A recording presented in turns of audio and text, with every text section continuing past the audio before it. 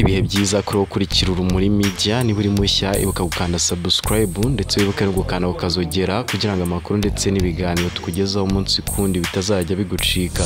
U Rwanda rwabujije amadini n'indi miryango yose gukorana n'Ububiligi kuri uyu wa kane tariki ya 27 Werurwe 2025.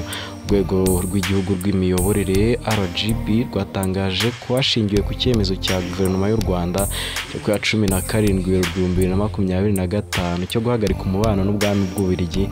Leta y'u Rwanda yabujije imiryango yose ikorera mu Rwanda kugira ibikorwa ifatanya n'Ububiligi. Imiryango izabirengaho ikaba izafatirwa ibihano.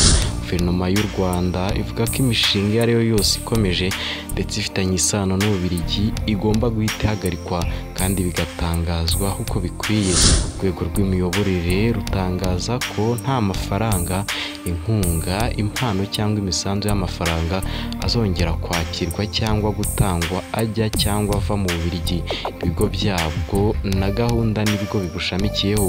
Mu itangazo urwego rw'imiyoborere rwashyize ahabona kuri uyu wa kane ivuga ko ibiri kubiyemo bigomba guhita bikurikizwa aka kanya bikimara gusohoka. RGB ikomeza ivuga ko kutubahiriza aya mategeko bishobora kuviramo umuryango kuba wahagarikwa burundu ukamburwa ubuzima gatozi hakurikijwe amategeko agenga imiryango itegamiye kuri leta, imiryango ishingiye ku myemerere ndetse n'imishinga.